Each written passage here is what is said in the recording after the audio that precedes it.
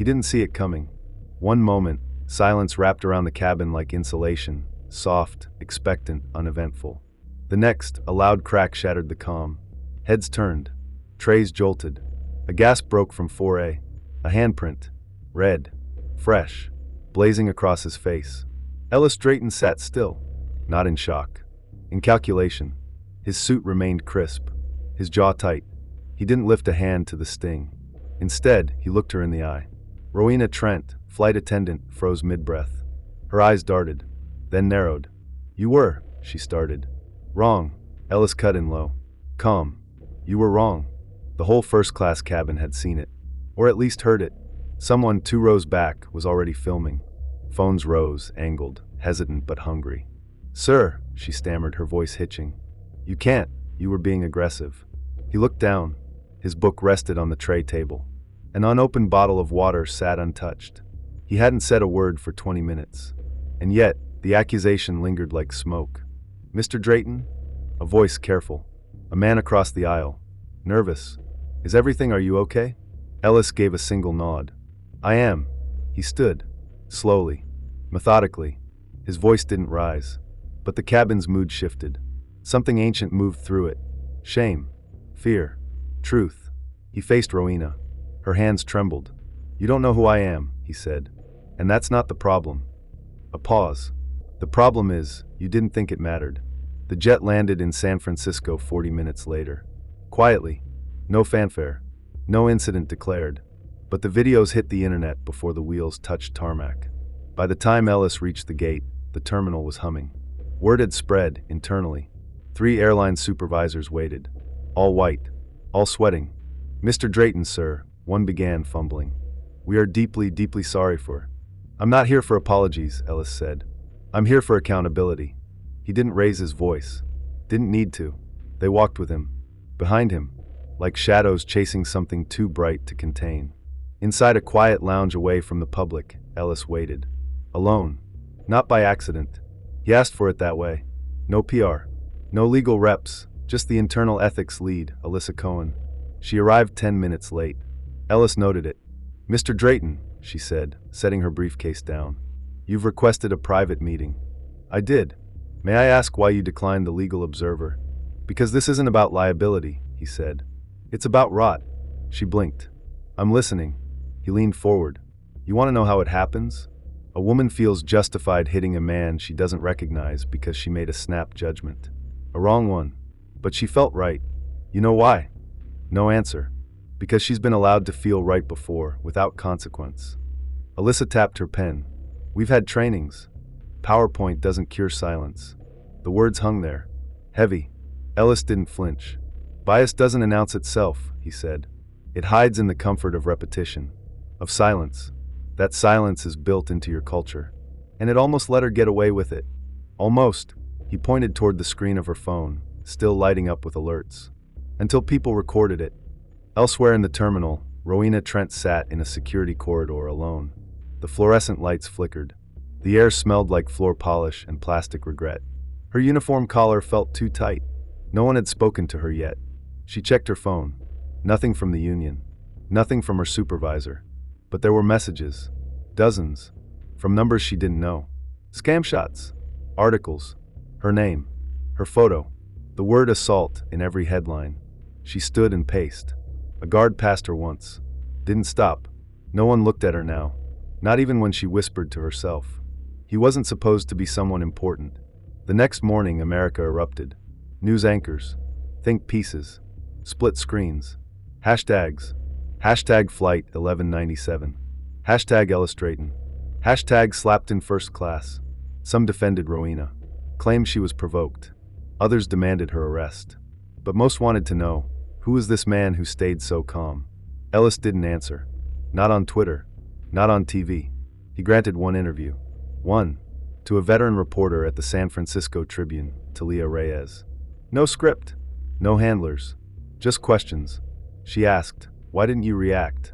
He replied, "Because I've spent a lifetime learning what happens when I do." Inside Aurelia Air's San Bruno headquarters, chaos bloomed. HR buried in messages. Legal on high alert. Media consultants scrubbing past employee records. But Ellis didn't care about optics. He walked into the building like he owned it. Because he did. His name was on the boardroom plaque. No one questioned him now. Not even those who had tried to dissuade his acquisition 2 years ago. Not the ones who'd said the industry wasn't ready for a CEO like him. He ignored the noise. Instead, he drafted a new directive. 3 pages. No legalese. Just one goal, change.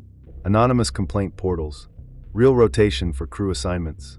New hiring audits. Direct reporting lines bypassing middle managers. When he presented it to leadership, someone asked, "Are you sure we want to go this far?" He replied, "I'm not going far. I'm going deep." But something unexpected surfaced. Rowena's name began trending again. Not because of the video, but because of what came after. A whistleblower. An anonymous one. Someone inside the airline. They posted 3 screenshots online. Old emails. All tied to past incidents involving Rowena. Uncomfortable behavior. Unwarranted confrontation. Passenger filed concern, no action taken. The dates spanned 5 years. 2 of the complaints were lost. The 3rd was handled internally. Nothing had ever come of them. Until now. Ellis read the messages silently. He didn't smile. Didn't shake his head. He just added a new item to the next day's board agenda. How silence becomes policy. But not everyone supported him. A private email chain leaked between a group of regional managers. The subject line, overreaction or opportunity? The thread was ugly. One wrote, "Isn't he using this for leverage?"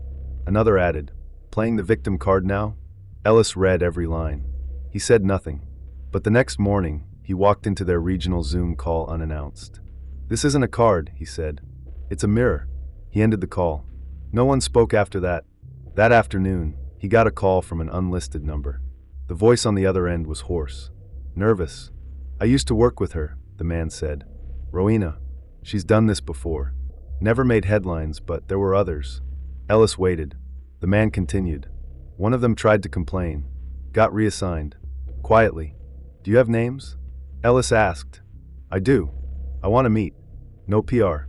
No tape recorders." "Why?" the voice asked. "Because I don't want to punish her," Ellis said.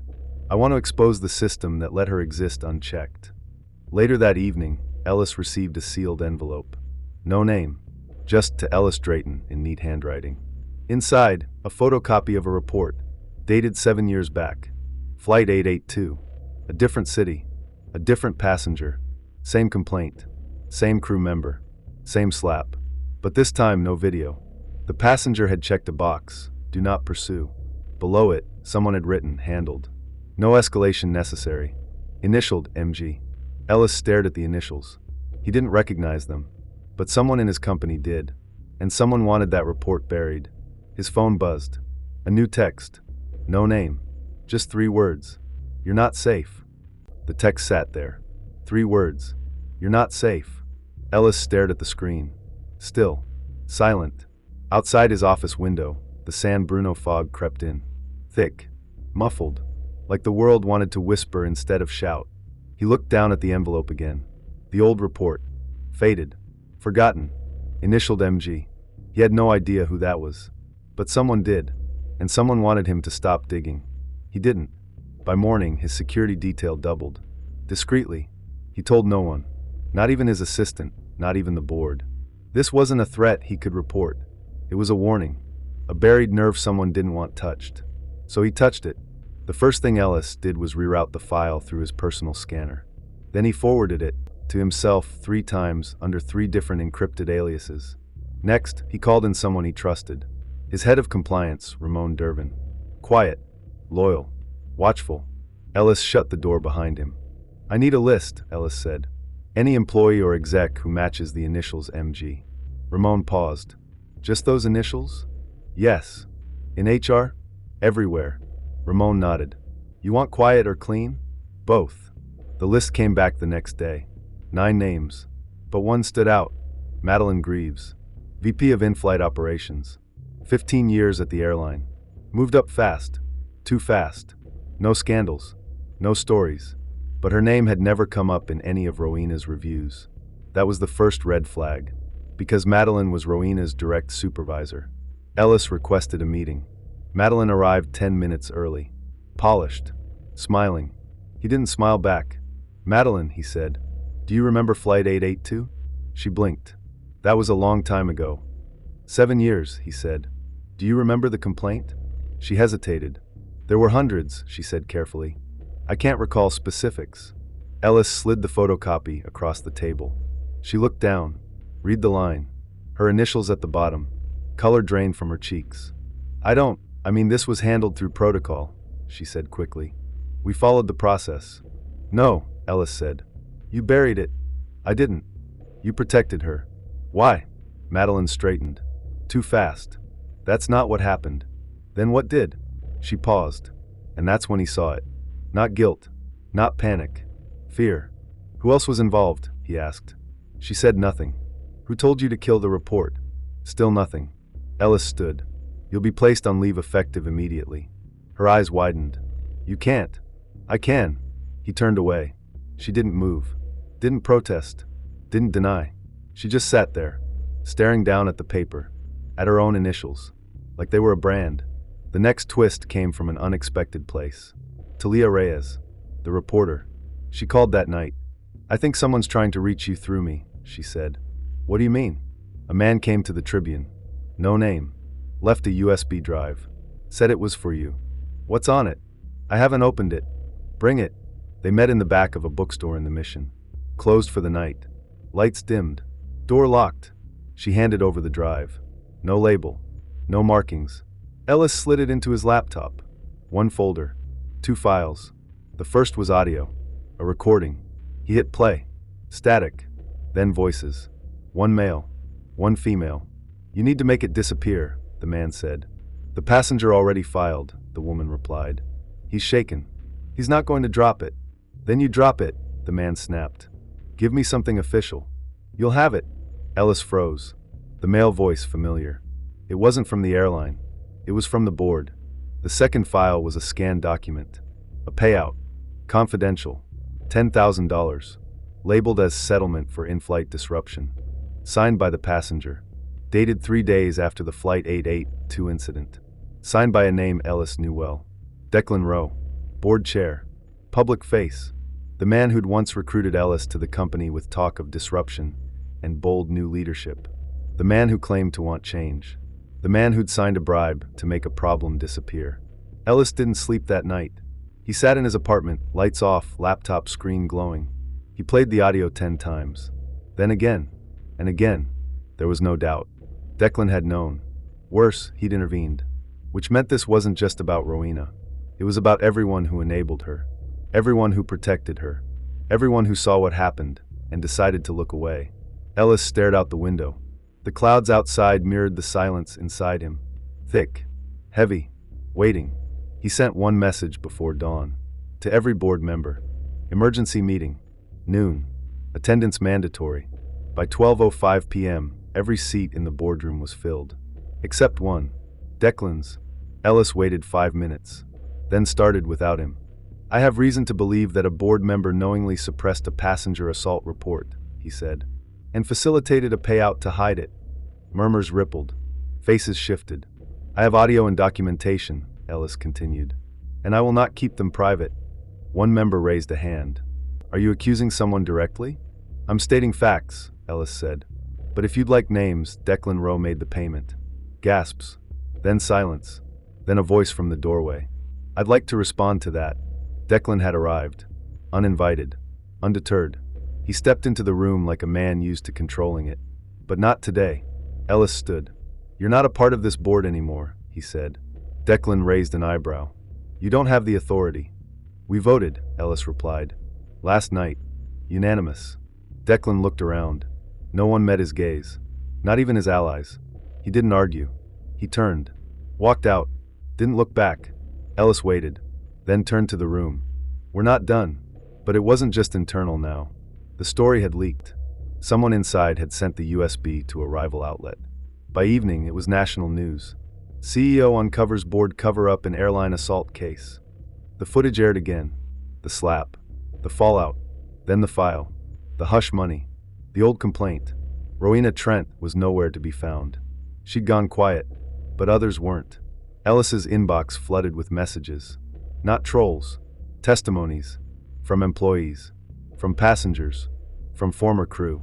Stories, confessions, truths. One stood out, an anonymous message with no signature. Just a name. MG never acted alone. And one final line. Check Terminal 5, 2019. Ellis made one call, then another. He pulled flight records, logs, rosters. Terminal 5, 2019. There'd been a rerouted flight after a fuel delay. A substitute crew, and another complaint. Lost. Misfiled. Admin error. The incident? Nearly identical. Same flight number. Same staff rotation. Same behavior. Ellis felt the weight press harder now. This wasn't one rogue employee. This wasn't about a slap. It was a system, designed to forget, trained to dismiss, engineered to survive. But someone remembered. Someone had kept records. And someone was still watching. That night, another envelope arrived at his home. Plain. Handwritten. Inside, a photo. Ellis, seated on the plane. Mid-flight. Taken from behind. Aisle view. Someone had been watching him before the slap. Before the chaos. Someone on that flight. And on the back of the photo, a message written in ink. You're not the only one who saw everything. The photo didn't shake in his hand, but Ellis felt the tremor deep in his chest. A photo of him. On the plane. Taken before the incident. Someone had been watching. Not by accident. Not out of boredom. They had planned for it. Or expected it. Either way, he wasn't alone in the cabin that day. Not in the way he'd thought. By sunrise, Ellis was already back at headquarters. His team didn't ask questions. Not yet. He had one task now. Find the person who sent the photo. Find out what they knew. And why they hadn't spoken until now. The message on the back haunted him. You're not the only one who saw everything. He had replayed the flight 100 times. Passenger manifest. Crew logs. Seating charts. Everyone accounted for. Everyone except one. Seat 1B. It had been empty on the manifest. But he remembered something now. A shadow. A whisper. Someone had been there. Just not officially. A dead ticket. A missing name. A ghost. He pulled security footage from boarding. Not the usual feeds. He went deeper. Maintenance cams. Baggage level surveillance. One frame. A tall figure. Hood up. Entering through a rear service door. Holding a pilot's clipboard. But they weren't crew. And they never boarded any other flight that day. Just his. Flight 2291. Dallas to San Francisco. He called Ramon. I need internal access to ground security from that day. Ramon didn't ask. He handed over a passcode. Try the archives under Ops Black, he said. But be careful, sir. Why? Because that folder wasn't made for you. Ops Black wasn't on the public server. It lived on a cold drive, no internet, no cloud, just steel. Ellis accessed it from a basement server room, past 3 layers of clearance. He entered the code. A single folder blinked open. Shadow rotation. Inside, 5 years' worth of undocumented passenger movements. Non-ticketed placements. Alias identities. All linked to internal audits. And one name. KF logged on Ellis's flight. Ellis clicked. The photo popped up.